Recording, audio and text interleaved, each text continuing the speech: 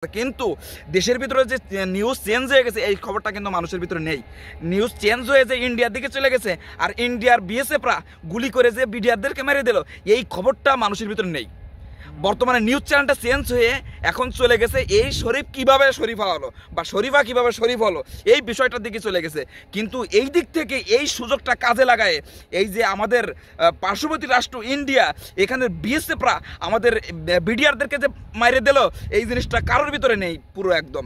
এই যে একটা ঘর শূন্য হয়ে গেল, একটা ঘর শূন্য হয়ে গেল, এমনকি সবথেকে লজ্জার বিষয় সবথেকে দুঃখজনক বিষয় যে যেখানে 2001 সালের পূর্বে যখন মানুষ আঘাত করত, ইন্ডিয়া যখন বাংলাদেশের দিকে আঘাত করত তো সাথে সাথে বাংলাদেশের বিডিআররা সাথে সাথে দেখা যাচ্ছে কি তাদের প্রতিবাদ করত। এখন প্রতিবাদ তো দূরের কথা, লজ্জায় তারা লাশ নিয়ে চলে আসতেছে কিন্তু তারা কোনো পদক্ষেপ গ্রহণ করতেছে না। এখানে আমরা দেখতে পাচ্ছি যে তারা শুধু দাঁড়িয়ে দাঁড়িয়ে খালি দেখতেছে, সামনের উপর দিয়ে দেশীয় পণ্য চলে যাচ্ছে তারা দাঁড়িয়ে দাঁড়িয়ে দেখতেছে, কিন্তু কেন তারা বলতেছে না তাদের কি সমস্যা। এখন যেখানে একই বিডিআর তারা আগে কথা বলতো, তারা প্রতিবাদ করতো, সেই প্রতিবাদ কেন বন্ধ হয়ে গেল? এখন বাংলাদেশের পরিস্থিতি এখন এমন একটা পর্যায়ে চলে যাচ্ছে যে এক সময় আসবে যে কেউ আর বিডিআর আর্মিতে, এখন তো পুলিশের চাকরিতে কেউ যেতেই চায় না, কারণ পুলিশের চাকরি মানেই মানুষ এখন ঘৃণিত মনে করে। এমনকি কেউ যদি বিবাহ করতে চায়, যদি শোনে যে পুলিশ, তাহলে তার সাথে মেয়ে দিতে চায় না, কারণ মনে করে যে এটা সবথেকে নিকৃষ্ট।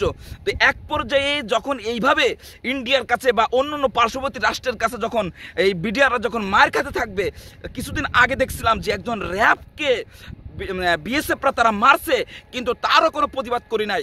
তো আজকে বিডিআর মারছে, ইতিপূর্বে বাংলাদেশের নাগরিকদেরকে প্রায় মারছে। ওরা একটা কথা বলে কি যে তারা গরু চুরি করতে আসছে, গরু চুরি করে এসে সেটাকে ই করছে। আরে ইন্ডিয়া যদি গরু তাদের কাছে না দেয় তাহলে তারা কিভাবে চুরি করে? আগে চোর তো ইন্ডিয়ার যারা গরু তাদের হাতে এনে পৌঁছিয়ে দেয়, কারণ বাংলাদেশের নাগরিক কখনো চুরি করে আনতে পারে না, তারা টাকা দেয়, দিলে সেই টাকা অনুযায়ী তারা গরু দেয়, এটাকে তারা ই করে দেয়, তারা পার করে দেয়। তো এখানে চোর কারা?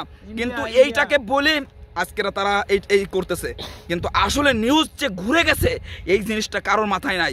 প্রত্যেকটা জায়গাতে দেখানো হচ্ছে যে এই লাশ হস্তান্তর করতেছে, বনগা থেকে লাশ আনতেছে, এই যে বিভিন্ন বিষয়গুলা, কিন্তু এটা কেউ এইটার কোনো প্রতিবাদ করতেছে না। আমরা প্রতিবাদ জানাচ্ছি, এর কড়া তদন্ত করা হোক এবং পরিপূর্ণভাবে। দেখুন আপনারা খেয়াল করছেন যে পাকিস্তানে যদি একটা গুলি চালায়, পাকিস্তান কিন্তু 5টা গুলি চালায়।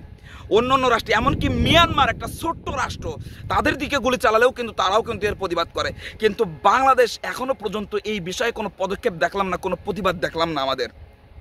যেখানে চীনের সাথে তারা কোনো দ্বিধাদ্বন্দ্বের দিকে যাচ্ছে না, কোনো গ্যাঞ্জাম বাঁধানোর দিকে যাচ্ছে না, কোনো সমস্যা হলে যে রাষ্ট্র যুক্তরাষ্ট্রের কাছে মাথা নত করে না, যে রাষ্ট্র ইন্ডিয়ার কাছে কিভাবে মাথা নত করে এই জিনিসটা তো মাথায় ঢোকে না। যেখানে ইন্ডিয়ার বাংলাদেশের ভিসা নীতি নির্বাচন নিয়ে বন্ধ করে দেওয়ার একটা হুমকি দিল যুক্তরাজ্য, সেটাকে পরোয়া না করে তারা নির্বাচন দিল। কিন্তু পার্শ্ববর্তী রাষ্ট্র একের পর এক এই যে হত্যা করতেছে, বিডিআরদেরকে মারতেছে, র্যাবকে বাড়োই মারতেছে, ফেলানিকে হত্যা করে কাঁটাতারে ঝুলিয়ে রাখতেছে, কিন্তু এগুলার কোনো প্রতিবাদ এখনো পর্যন্ত বাংলাদেশে দেখলাম না। হয়তো আমি যে ভিডিওটা করতেছি, ভিডিওটা করার পর আমার উপর হয়তো চাপ আসবে, কিন্তু তারপরে ভিডিওটা করলাম শুধুমাত্র একটা ফ্যামিলি দিকে তাকিয়ে, যে এই ফ্যামিলির প্রতিবাদ চাওয়ার মতো কেউ নাই।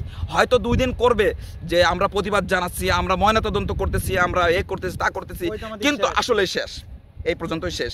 এজন্য আমরা প্রতিবাদ জানাচ্ছি, এর কড়া তদন্ত করা হোক, করে যদি আসলে যে দোষী সে যেই হোক না কেন তাকে পরিপূর্ণভাবে সাজা দেওয়ার জন্য যেভাবে কার্যক্রম করা দরকার সেভাবেই করতে হবে। বাংলাদেশে ধরে আনে তারে শাস্তি দেওয়া হোক, এটাই আমরা দাবি করি।